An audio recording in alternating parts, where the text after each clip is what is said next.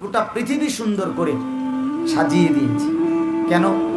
লিনাবলুয়াহুম আইয়ুহুম আহসানু আমালা, পরীক্ষা করার জন্য কার আমল কতটা সুন্দর। এই কথাটা অনেকবার আছে কোরআনে। ওয়ালানাবলুওয়ান্নাকুম, আমি অবশ্যই তোমাদেরকে পরীক্ষা করব। আল্লাহ তাআলা বলেন আহাসিবান নাসু আন ইউতরাকু আন ইয়াকুলু আমান্না ওয়া হুম লা ইফতানুন। আল্লাহ তাআলা বলেন মানুষ, তুমি কি এই ভেবেছো তুমি শুধু ভোটার আইডি কার্ডে লিখে দিবা মুসলমান আর আমি তোমাকে এমনি ছেড়ে দেব? তুমি শুধু জন্ম নিবন্ধন সনদের মধ্যে লিখে দিছে ধর্মের পাশে ইসলাম,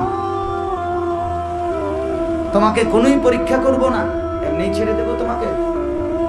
বেহেশত তোমার মামুর বাড়ি, হাসরের মাঠ তোমার নানার বাড়ি, তাইলে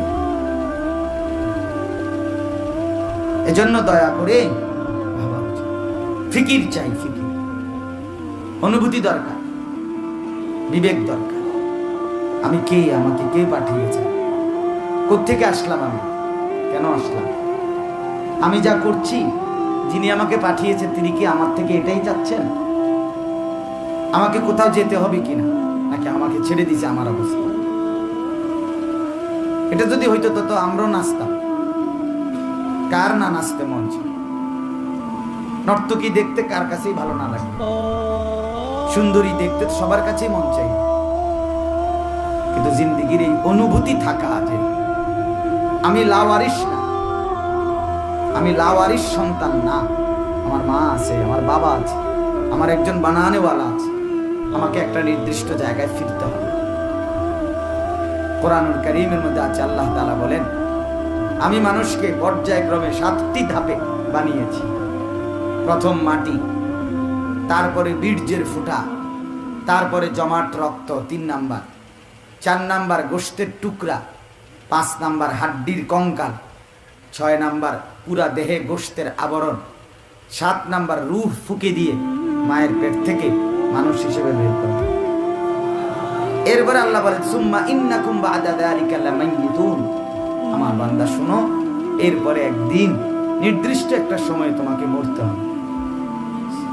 সুম্মা ইন্নাকুম ইয়াওমাল কিয়ামাতি তুবআসুন, এরপরে মরতে হবে মানে শেষ না, এরপর আবার একটা নির্দিষ্ট সময়ে কিয়ামতের দিন তোমাকে কবর থেকে হাসরের ময়দানে উঠতে হবে। সেদিন তুমি টের পাবা তুমি করেছিলে কি, করা উচিত ছিল কি ছিল উচিত, আর করেছিলে কি। প্রত্যেকেই টের পাবেন, আমিও আপনি। খোদার কসম বুঝবেন, কোনো সন্দেহ নেই। আপনি বুঝতেন, আপনার বাপে বুঝবেন। ছেলে, তোমার তামসা শেষ হবে না, শেষ হবে।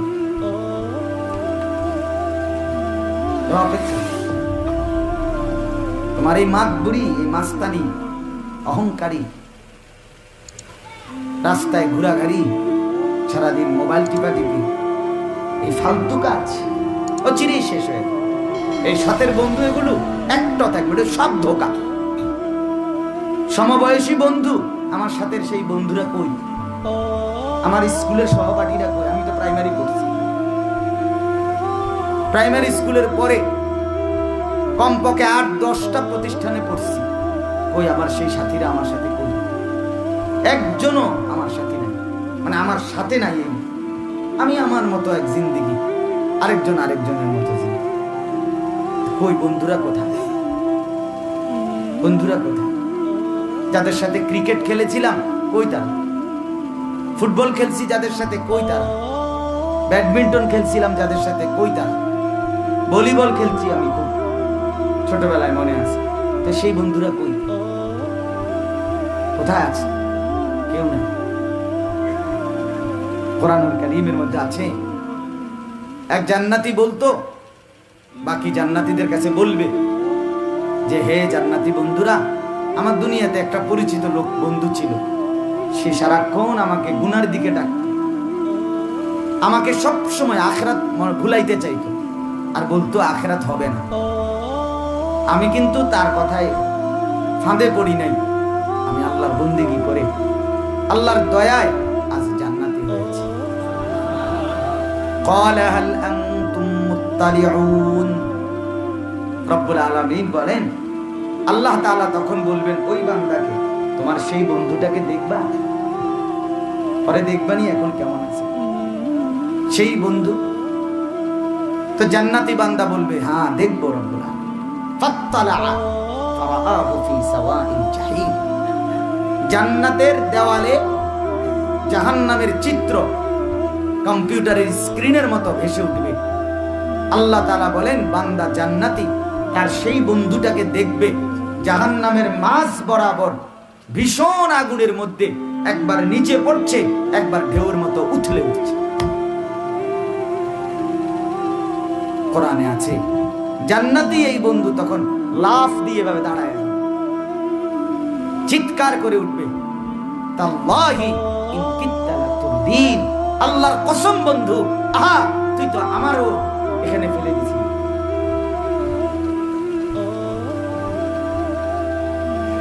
আলাউলা নি'মাতু রাব্বি লাকুনতু মিনাল মুহদারিন, আমার আল্লাহর দয়া যদি না হতো বন্ধু, আজ তো আমিও তোর সাথে জাহান্নামে হতাম। তুই তো আমারও মদের আড্ডা চিনাইতে চাইছিলি, তুই আমারও তো জুয়া খেলা দেখাইছিলি, তুই আমারও তো জিনার ব্যভিচার আর নর্তকীর মেয়ের ফাঁদে ফেলতে চেয়েছিলি বন্ধু। আল্লাহ না দয়া করছে, আল্লাহ না দয়া করছে। ছেলেদেরকে বলি, বাপ আমিও শহরে বড় হওয়া ছিল, একদম কুমিল্লা শহরের প্রাণ কেন্দ্রে বড় হয়েছে, প্রাইমারি স্কুল থেকে। তাহলে বন্ধুদের আহ্বান আমিও শুনেছি, আল্লাহ দয়া করছে। এখন পর্যন্ত মা বাবার কঠোর নজরদারি ছিল, বড় ভাইয়ের কঠোর নজরদারি ছিল, ফলে আল্লাহ তাআলার দয়া এতটুকু এসেছে। এজন্য আমার উদ্দেশ্য ছিল এই কথা বলা, যে মোবাইল বন্ধ করে পকেটে ঢুকায়া মনোযোগ দিয়ে শুনুন, আজকে না শুধু সব সময় আল্লাহর কথা যখনই শুনবেন, মসজিদে জুমার বয়ান হোক অথবা এরকম ওয়াজ মাহফিল ইসলামী মজলিসের বয়ান হোক, শতভাগ মনোযোগ দিয়ে শোনার চেষ্টা করেন। আল্লাহ তাআলা তৌফিক দান করেন। বাপ বুট বাদাম খাইও না ভাই, বুট বাদাম খাইও, এত অপদার্থ হইও না, মুসলমান এত অপদার্থ হয় না।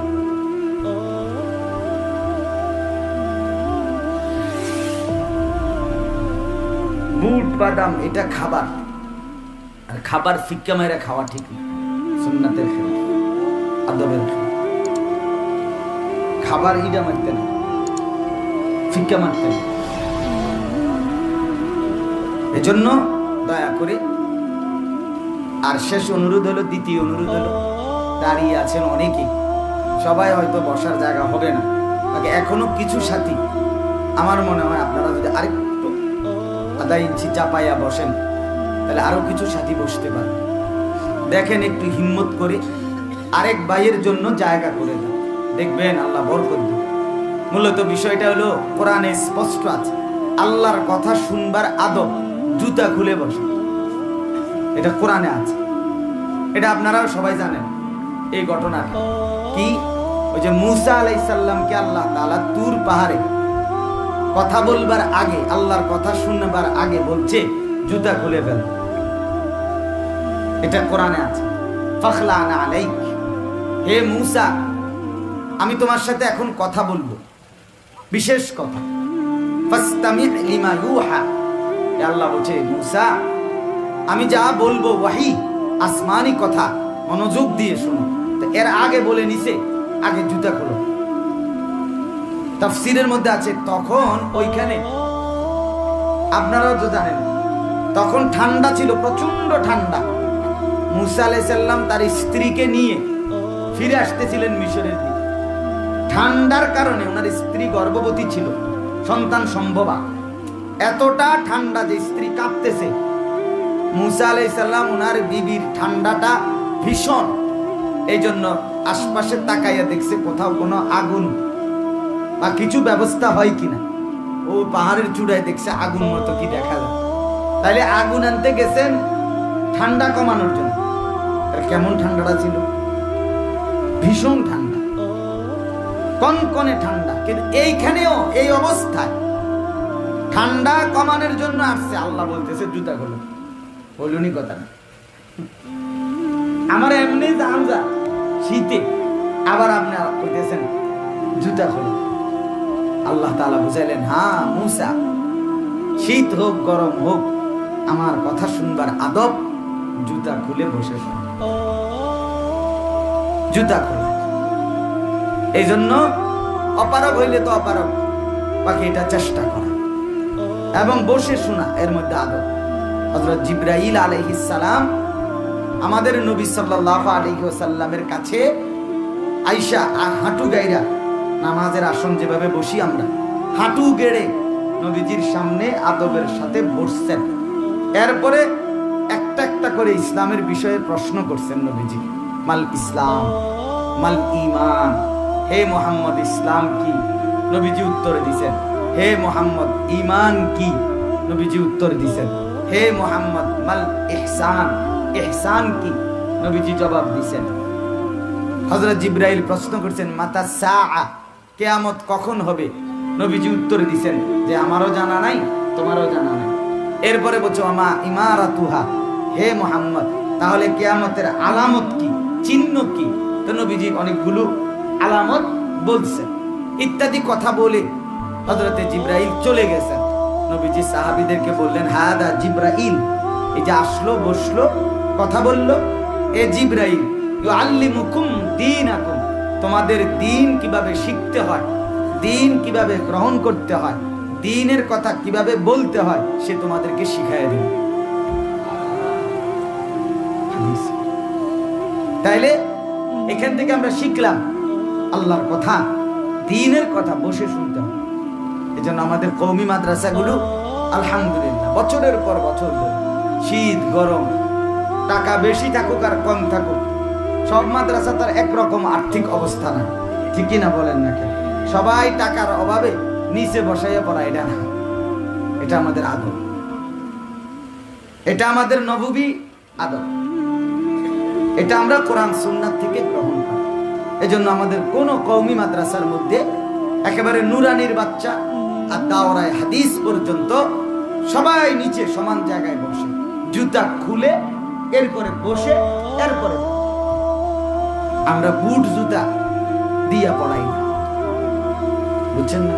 আল্লাহ বলছে জুতা খুলতে, আর আমরা এই জন্য এমন জুতা যে আরো রশি টাইট করে বাঁধব না। এটা অন্যের পড়া, অন্যের বুঝ, এটা হে জবাব দিন।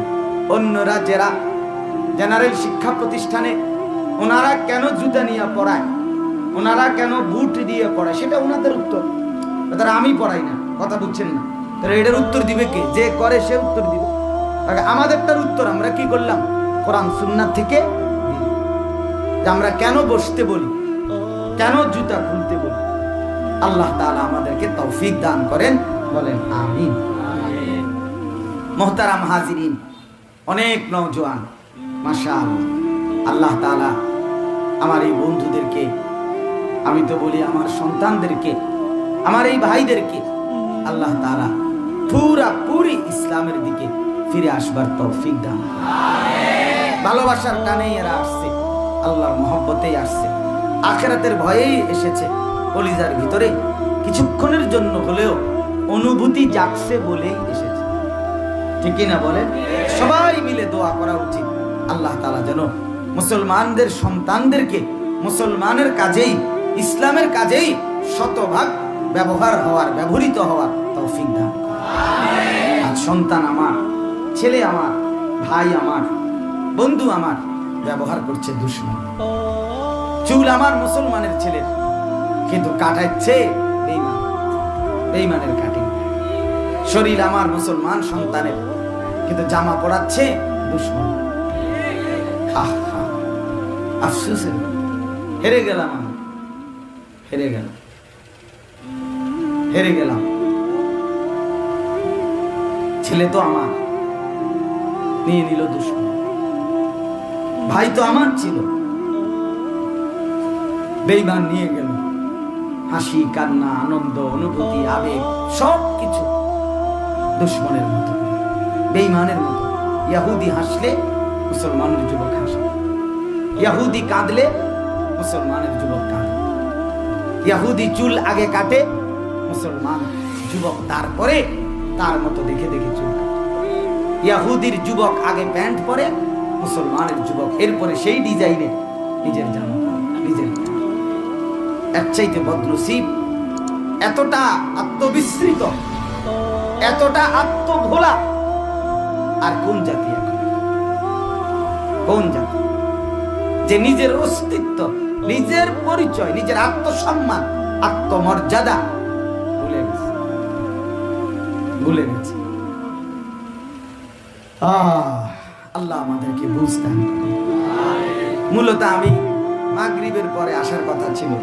আমি 2:45 বাজে কুমিল্লা ক্যান্টনমেন্ট থেকে রওনা দিছি, 3টা বাজার 10 মিনিট বা 12 মিনিট আগে। মাঝখানে আসর মাগরিব পড়ছি ইটাখোলা নরসিংদী থেকে একটা হোটেল থেকে গাড়ি একটু নাস্তা নিয়ে নিছি, গাড়িতে বসে বসে খাইছি। এরপর ওই জ্যামে জ্যামে এই পথ পুরা এতটা লম্বা সময় লাগছে যে আইসা এশার নামাজে কোন রকম ঠেক লাগছে। এই হলো হালাত। আসলে রাস্তার প্রতিটা বাজারে, ছোট ছোট বাজারেও গাড়ি ঘোড়ার জ্যাম। এই জন্য যত সময় আসতে পারি নাই, লম্বা সময় কথা বলারও সুযোগ নেই। আপনাদের কাছে সামান্য অল্প কিছু কথা তো আরজ হলো, আর সামান্য কিছু কথা বলতে চাই। আল্লাহ তাআলা আমাদেরকে তৌফিক দান করেন। কোরআনুল কারীমের 16 নম্বর পারা, 19 নম্বর সূরা। সূরাটার নাম সূরা মারইয়াম। এই সূরার 59, 60 এই দুইটি আয়াত আমি তেলাওয়াত করেছি। এই অল্প একটু সময়ের মধ্যে এই দুই আয়াতের তরজমা এবং তার সাথে সম্পৃক্ত সামান্য কিছু কথা আরজ করতে চাই। আল্লাহ আমাদেরকে তৌফিক দান করেন।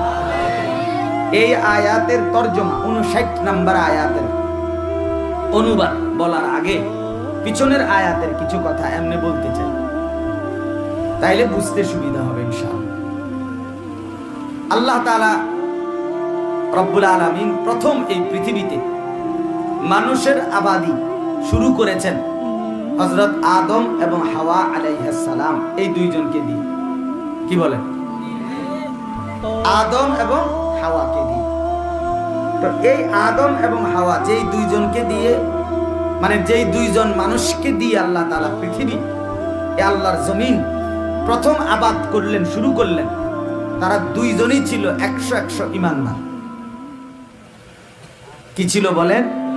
তাহলে বোঝা গেল আল্লাহ তাআলা পৃথিবীর মানুষের প্রথম বীজ, প্রথম মানুষের আবাদি দুষ্ট, অসৎ, দুশ্চরিত্র, পাপী, নাফরমান, অবাধ্য তাকে দিয়ে শুরু করেন নাই। শুরু করছেন ফরমাবরদার, অনুগতদেরকে দিয়ে, ঈমানদার দুইজনকে দিয়ে। একজন তো নবী। তাহলে এর দ্বারা আল্লাহ তাআলা বুঝাইতে চাচ্ছিলেন যে আমি কিন্তু জমিন বানাইছিলামই ঈমানদারের জন্য, আমি জমিন বানাইছিলামই অনুগতদের জন্য, আমার গোলামি করবে তাদের জন্য। নাফরমান, পাপী, বেঈমান, কাফের, মুশরিক, ইহুদি অথবা অসৎ চরিত্রের অধিকারী, আল্লাহর অবাধ্য, নাফরমান, তাহলে এরা খাচ্ছে পড়ছে কেন? এরা কেন চলছে? মূলত আল্লাহ তাআলা তো আরো বহু জন্তু জানোয়ার এগুলোকে আল্লাহ জমিনে খাওয়াইতেছে, পড়াইতেছে, তো এগুলোর সাথে এই অপদার্থগুলোরও খাওয়াইতে আছে। মূলত জমিন সাজাইছিলেন অনুগতদের জন্য। ওই যে বললাম, পরীক্ষা করার জন্য কার আমল কত সুন্দর। তাইলে এই জন্য আল্লাহ তাআলা আদম এবং হাওয়া এই দুইজনকে দিয়ে যখন পৃথিবী শুরু করলেন আবাদি, তো দীর্ঘদিন পর্যন্ত লম্বা একটা সময় মানুষ বাড়তে থাকছে। আদম এবং হাওয়া আলাইহিস সালামের পরে বাড়তে বাড়তে মানুষ দুই রকম হয়ে গেছে, কিছু ঈমানদার, কিছু নাফরমান। এক পর্যায়ে আল্লাহ তাআলা হযরতে নূহ আলাইহিস সালাম ওনাকে পাঠালেন, নবী বানাইলেন। এর আগেও দুইজন নবী ছিলেন, হযরত শীশ আলাইহিস সালাম, ইদ্রিস আলাইহিস সালাম। তখনও ঈমানদারের আধিক্য ছিল, প্রাধান্য ছিল। কিন্তু এই ইদ্রিস আলাইহিস সালাম এর পরে নূহ আলাইহিস সালামের জামানার কাছাকাছি এসে মানুষ হয়ে গেছে অধিকাংশই আল্লাহর অবাধ্য, নাফরমান, মূর্তি পূজক, পাপী, নানাবিধ গুনার কাজে লিপ্ত। আল্লাহ তাআলা নূহ আলাইহিস সালামকে নবী বানালেন, রাসূল বানাইলেন। এই অবাধ্য নাফরমান মানুষকে সংশোধনের দায়িত্ব দিলেন। নূহ আলাইহিস সালাম একটানা 950 বছর আল্লাহর পথে এই মানুষগুলোকে ডাকলেন। কয়শো বছর বাপ? 950। প্রিয় ভাই আমার, বাপ আমার, এটা গুরুত্বপূর্ণ হিসাব। 950 বছর, 950 টাকা আর 950 বছর এক কথা না। 950 টাকা মানে 50 টাকা কম, 1000 টাকা। আর 950 বছর মানে আপনার আমার এক একজনের চিন্তা করলে বাপ দাদা 14 গোষ্ঠীর কত জনের হায়াত একত্র করলে 950 বছর। এই লম্বা সময় একজন মানুষ, তিনি একজন নবী, তিনি একই অঞ্চলের মানুষকে, একই এলাকার মানুষকে 950 বছর টানা লাগাতার আল্লাহর দিকে ডাকছে।